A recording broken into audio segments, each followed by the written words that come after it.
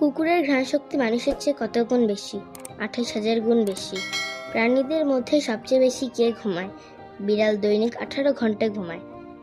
কোন মশা মানুষের রক্ত খায়? স্ত্রী মশা। মাছি ঘন্টায় কত কিলোমিটার উড়তে পারে? 8 কিলোমিটার। কোন ব্যাঙ বর্ষাকালে ডাকে? পুরুষ ব্যাঙ। কোন পাখি পিছনের দিকে উড়তে পারে?